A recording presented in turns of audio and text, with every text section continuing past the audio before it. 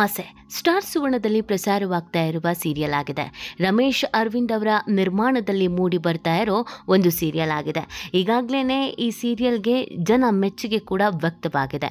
ತುಂಬ ಚೆನ್ನಾಗಿ ಮೂಡಿ ಬರ್ತಿರುವಂಥ ಕಾರಣಕ್ಕೆ ಈ ಸೀರಿಯಲನ್ನು ನೋಡುಗರ ಸಂಖ್ಯೆ ಕೂಡ ಜಾಸ್ತಿ ಆಗಿದೆ.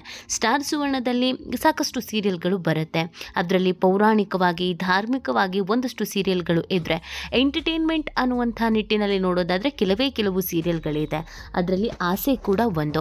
ಈಗಾಗಲೇ ಈ ಆಸೆ ಸೀರಿಯಲ್ ನೋಡೋದಕ್ಕೆ ಚೆನ್ನಾಗಿದೆ ಅನ್ನುವಂಥ ಕಾರಣಕ್ಕಾಗಿಯೇ ಸ್ಟಾರ್ ಸುವರ್ಣದಲ್ಲಿ ಒಳ್ಳೆ TRPಯನ್ನು ಪಡ್ಕೊಂಡಿದೆ. ಆದರೆ ಸಮಸ್ಯೆ ಏನು ಅಂತ ಅಂದರೆ, ಆಸೆ ಸೀರಿಯಲ್ ಏನೋ ಚೆನ್ನಾಗಿ ಮೂಡಿ ಬರ್ತಾ ಇದೆ, ಕಥೆನೂ ಅದ್ಭುತವಾಗಿದೆ, ರಮೇಶ್ ಅರವಿಂದ್ ಅವರ ನಿರ್ಮಾಣ ಇದೆ, ಮಂಡ್ಯ ರಮೇಶ್ ಅವರು ಅಭಿನಯಿಸಿದ್ದಾರೆ, ಹಿರಿಯ ಕಲಾವಿದರಿದ್ದಾರೆ, ಹೊಸ ಕಲಾವಿದರಿದ್ದಾರೆ, ಒಬ್ಬರಿಗಿಂತ ಒಬ್ಬರು ಬಹಳ ಚೆನ್ನಾಗಿ ನಟಿಸ್ತಾ ಇದ್ದಾರೆ. ತುಂಬ ನೈಜ ಕತೆ, ನೈಜ ಅಭಿನಯ, ನೈಜ ಪಾತ್ರ ಅಂತ ಅನಿಸುತ್ತೆ. ಆದರೆ ಯಾವಾಗ ನೋಡಿದ್ರೂ ಪಾತ್ರಗಳು ಮಾತ್ರ ಬದಲಾಗ್ತಾ ಇರುತ್ತೆ. ಅದರಲ್ಲೂ ಬೇರೆ ಬೇರೆ ಪಾತ್ರಗಳು ಬದಲಾಗೋದಿಲ್ಲ.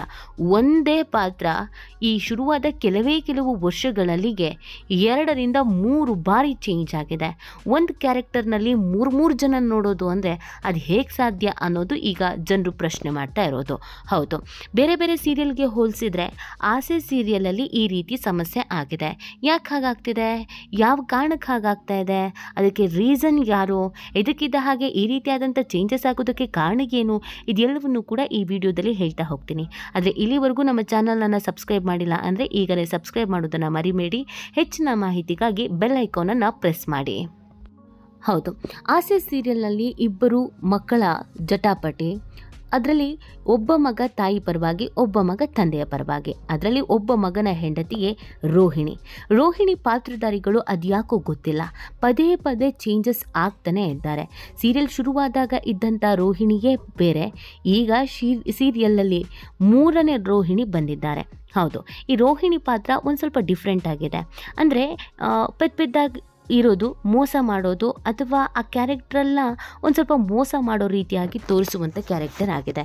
ಮಗ ಇದ್ರೂ ಕೂಡ ಬೇರೆ ಮದುವೆ ಆಗುವಂಥ ಕ್ಯಾರೆಕ್ಟರ್ ಮತ್ತು ಮನೆ ಒಳಗಡೆ ಬಂದ ಮೇಲೆ ಸುಳ್ಳು ಹೇಳುವಂಥ ಕ್ಯಾರೆಕ್ಟರ್. ಸೊ ಹಾಗಾಗಿ ಈ ಕ್ಯಾರೆಕ್ಟರನ್ನು ಮಾಡೋದಕ್ಕೆ ಕೆಲವರಿಗೆ ಕಷ್ಟ ಆಗ್ತಾ ಇದೆಯಾ, ಇಷ್ಟ ಆಗ್ತಾ ಇಲ್ವಾ ಅನ್ನೋದು ಪ್ರಶ್ನೆ ಆಗಿದೆ. ಹೌದು, ರೋಹಿಣಿ ಪಾತ್ರಧಾರಿಯಾಗಿ ಮೊದಲು ಇದ್ದವರು ಬೇರೆ, ಅದಾದ ನಂತರ ಶ್ರೀರಸ್ತು ಶುಭಮಸ್ತು ಸೀರಿಯಲಲ್ಲಿ ನಟಿಸ್ತಾ ಇದ್ದಂಥವರೇ ಇಲ್ಲಿಗೂ ಕೂಡ ಬಂದರು. ಚಂದನ ಇಲ್ಲಿಗೆ ರೋಹಿಣಿ ಪಾತ್ರಧಾರಿಯಾಗಿ ಬಂದರು. ಆ್ಯಕ್ಚುಲಿ ಚಂದನ ಯಾವಾಗಲೂ ಒಳ್ಳೊಳ್ಳೆ ಪಾತ್ರಗಳನ್ನು ಮಾಡ್ತಾರೆ, ಆದರೆ ಈ ಪಾತ್ರದಲ್ಲಿ ಸ್ವಲ್ಪ ನೆಗೆಟಿವ್ ಶೇಡ್ ಅನ್ನೋದು ಇತ್ತು. ಈಗ ಚಂದನ ಅವರು ರೋಹಿಣಿ ಪಾತ್ರಧಾರಿಯಾಗಿ ಈ ಒಂದು ಸೀರಿಯಲ್ಗೆ ಎಂಟ್ರಿ ಕೊಟ್ಟಿದ್ರು. ಆದರೆ ಅದೇನಾಯಿತು ಏನೋ ಗೊತ್ತಿಲ್ಲ.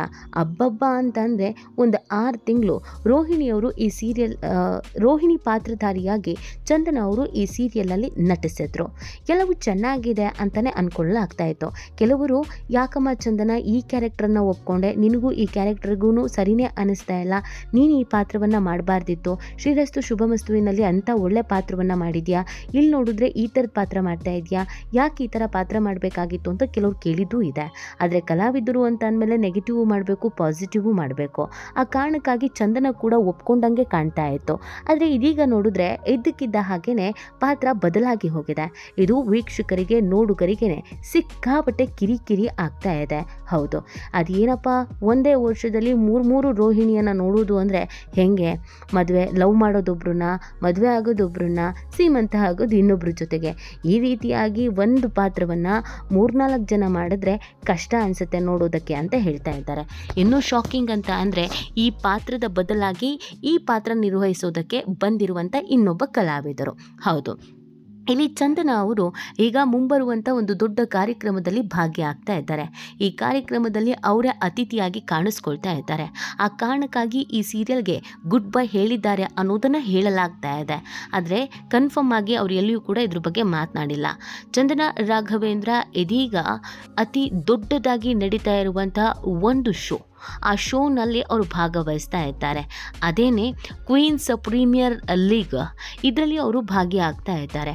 ಆ ಕಾರಣಕ್ಕಾಗಿ ಸೀರಿಯಲ್ ಮತ್ತು ಆ ಲೀಗ್ ಎರಡನ್ನೂ ಒಟ್ಟಿಗೆ ಬ್ಯಾಲೆನ್ಸ್ ಮಾಡೋದು ಕಷ್ಟ ಆಗುತ್ತೆ ಅಂತ ಸದ್ಯಕ್ಕೆ ಇದಕ್ಕೆ ಗುಡ್ ಬೈ ಹೇಳಿದ್ದಾರೆ. ಬಟ್ ಸಡನ್ನಾಗಿ ಗುಡ್ ಬೈ ಹೇಳ್ತಾ ಇರೋದ್ರಿಂದ ಬೇರೆ ಯಾರನ್ನ ಇಲ್ಲಿ ಕರ್ಕೊಬರಬೇಕು ಅನ್ನೋದು ಗೊತ್ತಾಗಿಲ್ಲ. ಆಗ್ಲೇ ಕಲರ್ಸ್ ಕನ್ನಡದಲ್ಲಿ ಕೆಂಡ ಸಂಪಿಗೆ ಸೀರಿಯಲ್ ಮುಕ್ತಾಯ ಆಗ್ತಾ ಇದೆ ಅಂತ ಹೇಳಲಾಗ್ತಾ ಇತ್ತು. ಅದು ಕೂಡ ಸೀರಿಯಲ್ ಅದ್ಭುತವಾಗಿ ಮೂಡ್ ಬರ್ತಾ ಇಲ್ಲ, TRP ಚೆನ್ನಾಗಿಲ್ಲ. ಸೊ ಇನ್ನೇನು ಕೆಲವೇ ದಿನಗಳಲ್ಲಿ ಆ ಸೀರಿಯಲ್ ಕೂಡ ವೈಂಡ್ ಅಪ್ ಆಗ್ತಾ ಇದೆ. ಹಾಗಾಗಿ ಮುಂದೆ ಏನು ಮಾಡೋದು ಅಂತ ಸುಮ್ಮನೆ ಕೂತ್ಕೊಂಡು ಯೋಚನೆ ಮಾಡೋ ಬದಲು ಬಂದಂಥ ಆಫರನ್ನು ಒಪ್ಕೊಳ್ಳೋದು ಬೆಟರು ಅಂತ ಅಮೃತ ಆಸೆ ಸೀರಿಯಲ್ನ ರೋಹಿಣಿ ಪಾತ್ರವನ್ನು ಒಪ್ಕೊಂಡಂಗೆ ಕಾಣ್ತಾ ಇದೆ. ಆ್ಯಕ್ಚುಲಿ ಆ ಅಮೃತ ಇಲ್ಲಿವರೆಗೂ ತುಂಬ ಚಾಲೆಂಜಿಂಗ್ ಆದಂಥ ಪಾತ್ರಗಳನ್ನೇ ನಿಭಾಯಿಸಿದ್ದಾರೆ. ವಿಲನ್ ಪಾತ್ರ ಆದ್ರೂ ಕೂಡ ಅದ್ಭುತವಾಗಿ ಅಭಿನಯಿಸ್ತಾ ಇದ್ರು. ಆದರೆ ರೋಹಿಣಿ ಪಾತ್ರದಲ್ಲಿ ಅಮೃತ ಅಭಿನಯಿಸುವಂಥದ್ದು ಏನೂ ಇಲ್ಲ ಮತ್ತು ಇದೊಂದು ಡಮ್ಮಿ ಪಾತ್ರ ಅಂತ ಕೂಡ ಹೇಳಲಾಗುತ್ತೆ. ಇಂಥ ಒಳ್ಳೆ ಕಲಾವಿದೆ ಈ ಒಂದು ಪಾತ್ರಕ್ಕೆ ಯಾಕೆ ಬಂದರು ಅನ್ನೋದು ತುಂಬ ಜನರ ಪ್ರಶ್ನೆ ಆಗಿದೆ. ನಾನು ಆಗಲೇ ಹೇಳ್ದಂಗೆ ಕಲಾವಿದರಿಗೆ ಆ ಒಳ್ಳೆ ಪಾತ್ರ ಕೆಟ್ಟ ಪಾತ್ರ ಅನ್ನೋದು ಇಲ್ಲ, ಅವರು ಅಭಿನಯ ಮಾಡಬೇಕು ಅಷ್ಟೇ. ಆದರೆ ಅಮೃತ ಇರೋ ಟ್ಯಾಲೆಂಟ್ಗೆ ಈ ಪಾತ್ರ ಸ್ವಲ್ಪ ಕಮ್ಮಿನೇ ಅಂತ ಅನಿಸ್ತಾ ಇದೆ. ಆದರೂ ಕೂಡ ಅಮೃತ ಈ ಸೀರಿಯಲಲ್ಲಿ ನಟಿಸ್ತಾ ಇದ್ದಾರೆ. ಇವತ್ತಿನ ಸಂಚಿಕೆಯಿಂದ ರೋಹಿಣಿಯಾಗಿ ಅಮೃತ ಅವರು ಕಾಣಿಸ್ಕೊಳ್ತಾ ಇದ್ದಾರೆ. ಈ ಪ್ರೋಮೋ ನೋಡಿ ಕೆಲವರು ಶಾಕ್ ಆಗಿದ್ದಾರೆ. ಇದೇನಪ್ಪ, ಲವ್ನೊಬ್ರನ್ನ ಮಾಡಿದ್ರು, ಮದುವೆ ಇನ್ನೊಬ್ರ ಜೊತೆ ಮಾಡಿದ್ರು, ಈಗ ಫಸ್ಟ್ ನೈಟ್ ಇನ್ನೊಬ್ರ ಜೊತೆ ಮಾಡ್ತಿದ್ದಾರೆ, ಇನ್ನಾದರೂ ದಯವಿಟ್ಟು ಚೇಂಜಸ್ ಮಾಡಿಬಿಡಿ ಅಂತ ಕೇಳ್ಕೊಳ್ತಾ ಇದ್ದಾರೆ.